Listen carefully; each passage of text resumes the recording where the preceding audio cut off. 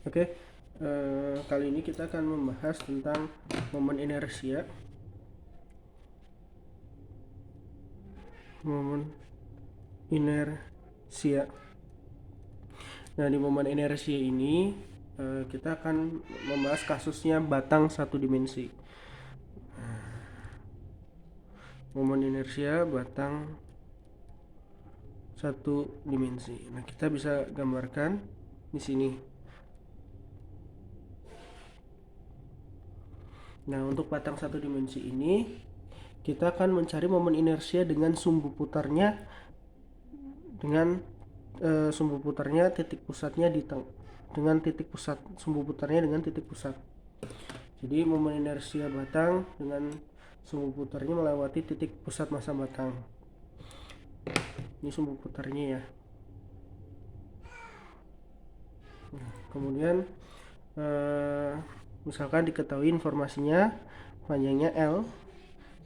Nah, di sini kemudian karena sumbu putarnya di tengah atau di titik pusat ini batang, maka ini menjadi minus L per 2 setengah ini ya. Kemudian ini L per 2. Nah, untuk mencari momen inersia batang, kita bisa ambil titik elemen kecil dari suatu massa batang ini. Nah, elemen kecil dari suatu massa batang. Nah, kita ambil di sini elemen kecil dari suatu batang. Karena kita ambil elemen kecil ini, maka mengakibatkan jaraknya juga mengalami elemen kecil jadi dx. Nah, kita ambil elemen ini kecil ini, maka kalau kita ingat suatu kerapatan, biasanya kita ngomong soal kerapatan atau massa jenis suatu air, misalkan rho sama dengan m per v ya. Nah, di sini juga batang juga dia punya kerapatan. Ingat sistem partikel, di sini kerapatan rho sama dengan m per v. Nah, karena ini merupakan satu dimensi, batang satu dimensi, jadi rho-nya ini bisa kita tulis dengan kecil, bisa kita tulis dengan L. Nah, karena merupakan dia elemen batang satu dimensi, jadi atau kita bisa tulis dengan rho sama dengan m per x karena kasusnya di sini kita gunakan variabel x. Nah, kemudian karena elemen kecil, kita ambil elemen kecil suatu massa, jadi kita bisa tulis dm sama dengan rho. Karena dm elemen kecil, kita mengambil elemen kecil suatu massa ini dm, maka sama dengan rho jaraknya juga, jadi kita elemen kecil dx. Kalau kerapatan berapapun kita ambil elemennya, kerapatannya akan selalu sama ya di sini ya, di setiap titik di sini. Jadi dm sama dengan rho dx. Nah, untuk mencari momen inersia, kita bisa tulis persamanya I sama dengan integral x kuadrat dm. Nah, di sini kita punya batasnya untuk ini, batasnya dari minus L per 2 ini. Minus L per 2 sampai L per 2 x kuadrat dm. Nah, ingat dm-nya ini bisa kita ubah dengan x kuadrat, kita ubah dm-nya kita ubah dengan rho dx. Jadi kita bisa keluarkan I sama dengan rho-nya kita keluarkan x kuadrat dx. Langsung saja kita integralkan 1/3 rho x pangkat 3 min L per 2 L per 2 1/3 rho L pangkat 3 per 8 ditambah ya, ini minus plus, ini L pangkat 3 2 pangkat 3 8 ya, L pangkat 3 8. Jadi kita dapatkan jadi 1/3 rho ini 2 L pangkat 3 per 8. Jadi kita dapatkan untuk inersia dengan sumbu putar, momen inersia dengan sumbu putar di pusat massa I sama dengan 1/3 kali ini 24 ya, 24, ini 2 3 kali 8 24 rho L pangkat 3.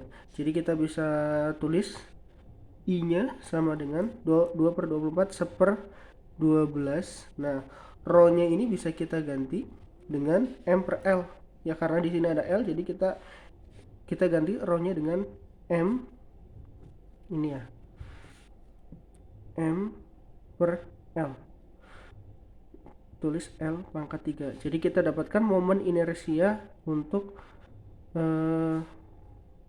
batang satu dimensi dengan sumbu putarnya di titik pusat massanya. Kita dapatkan ini 1/12 ml kuadrat. Nah, ini kalau kasusnya dia di sumbu putarnya di pusat massa. Nah, bagaimana kalau misalkan sumbu putarnya di sisi sini atau sisi sini? Nah, kita bisa selesaikan. Maaf. Seandainya kalau misalkan untuk sumbu putarnya, nah, kalau sumbu putarnya dia ada di sini. Nah, ini tadi di tengah ya. Kita punya sumbu putarnya di sini. Di pusat massa, kita tulis saja I pusat massa ya, ini ya. Nah, pusat massa, sumbu putar disebut pusat massa. Nah, sekarang kalau misalkan dia di sisi sumbu putarnya di sini. Nah, kita bisa gunakan teorema sumbu sejajar. Nah, kita tulis misalkan ini tulislah ini S. Nah, kita lihat kalau misalkan kita punya I pusat massanya 1/12 ml kuadrat. Oke.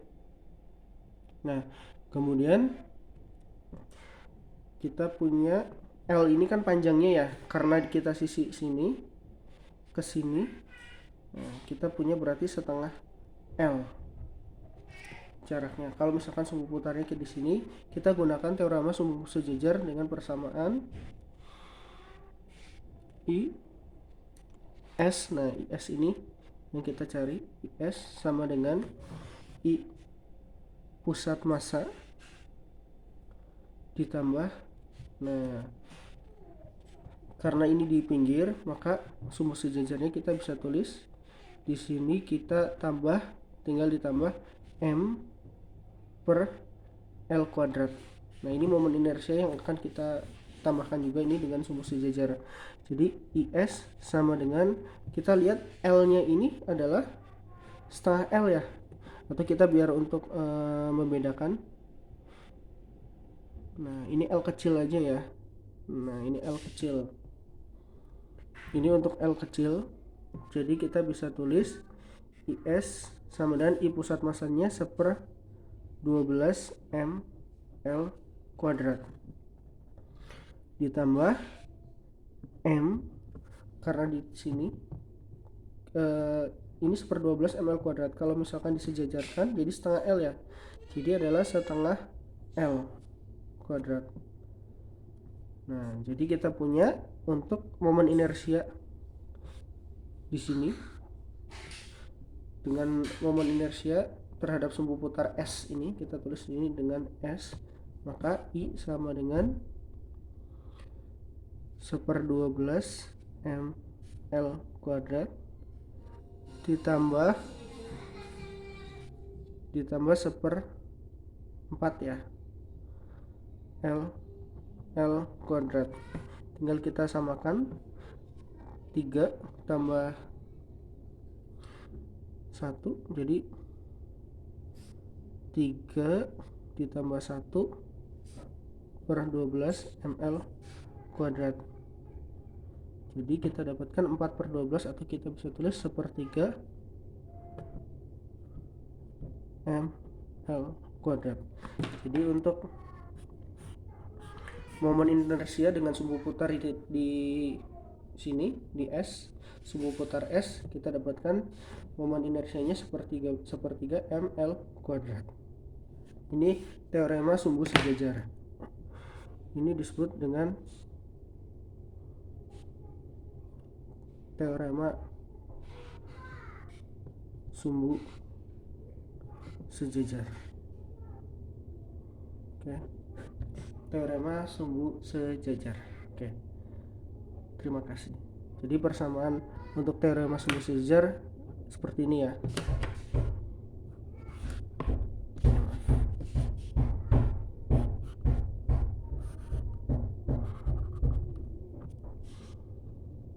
Nah, M plus M L kuadrat. Oke. Terima kasih.